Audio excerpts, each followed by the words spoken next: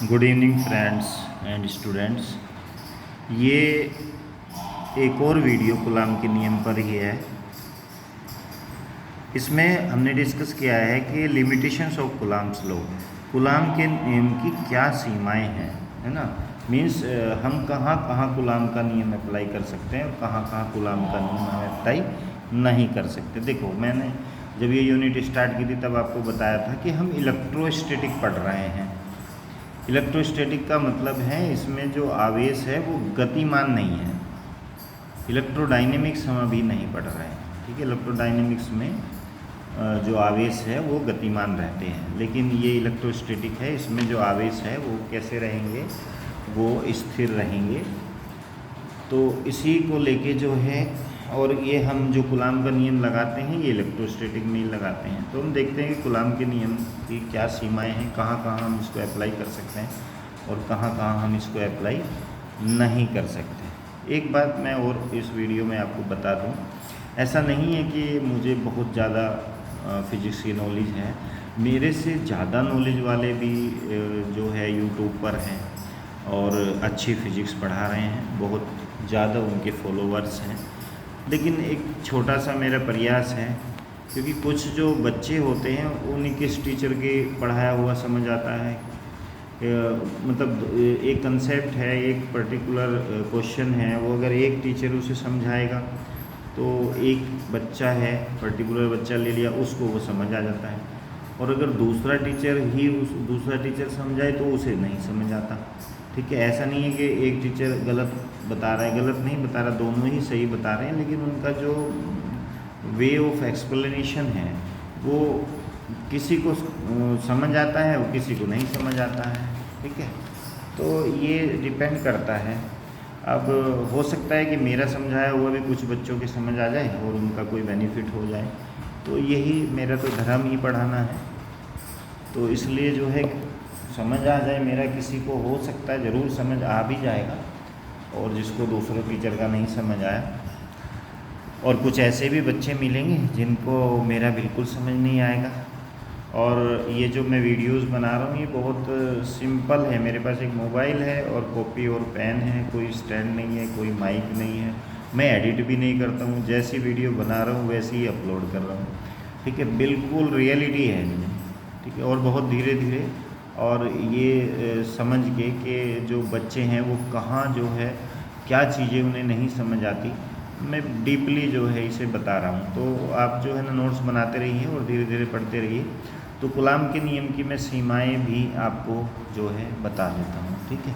तो इसकी 3 सीमाएं। पहली है कि ये केवल बिंदु आवेशों के लिए ही वैलिड है, ठीक है। वैलिड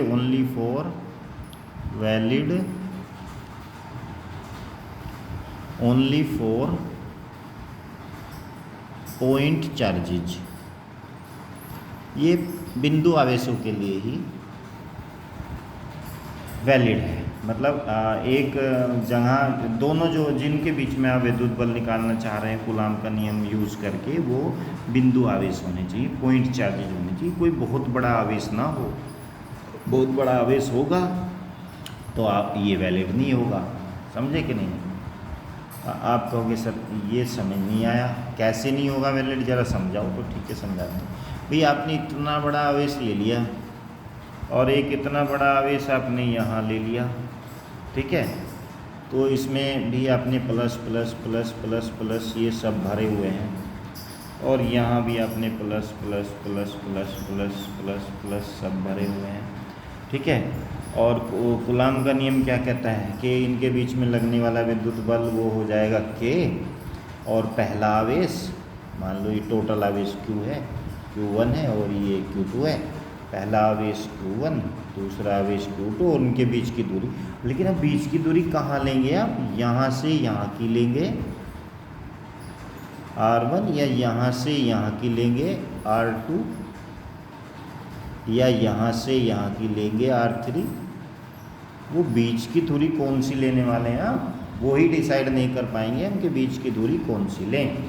तो इसलिए जो है बड़े आवेशों के लिए कूलाम का नियम वैलिड नहीं होगा, ये केवल बिंदु आवेशों के लिए होगा। किसके लिए होगा, बिंदु आवेशों के लिए। तो एक तो बात मैंने ये बता दी आपको।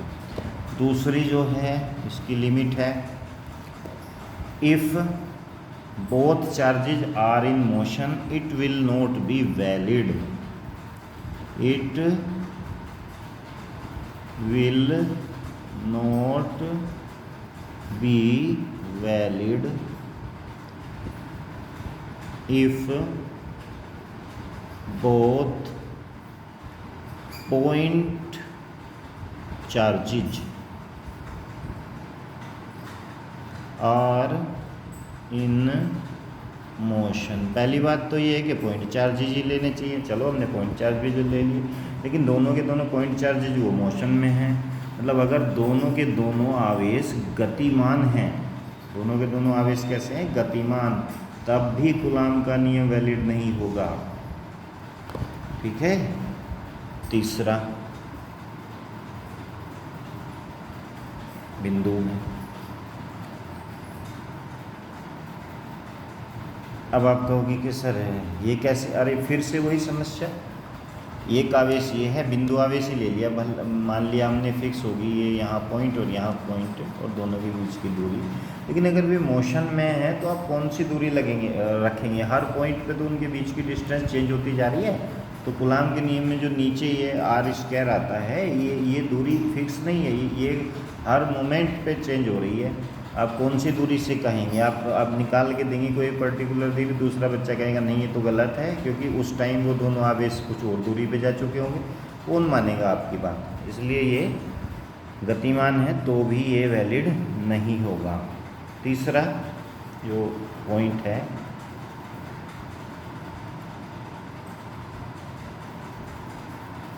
If one charge is in motion and second charge is at rest and vice versa। Vice versa मतलब पहला रेस्ट में है और दूसरा मोशन में है, then it will be valid, तब ये वैलिड हो जाएगा, तब ये क्या हो जाएगा, वैलिड हो जाएगा। आप कहोगे तब कैसे हो जाएगा वैलिड, तब हो जाएगा क्योंकि एक तो फिक्स है और दूसरा किसी पर्टिकुलर मोमेंट पे कहीं हो, किसी पॉइंट के बीच में होगा, तो उस टाइम पे उसके बीच में है। इस आवेश को दूरी को निकाल सकते हैं और इस फॉर्मूले में रख के कैलकुलेट कर लेंगे। तो ये तीन जो है पॉइंट हैं कि ये पॉइंट आवेशों के लिए ही वैलिड है, दूसरा दोनों जो है अगर मोशन में है तो वैलिड नहीं होगा, और तीसरा वैलिड हो जाएगा अगर इनमें से कोई एक फिक्स है। तो ये आज मैं कूलाम के नियम पे जो वीडियो है वो मैं बंद कर रहा हूँ, कल से एक नया टॉपिक लेंगे। Thank you very much.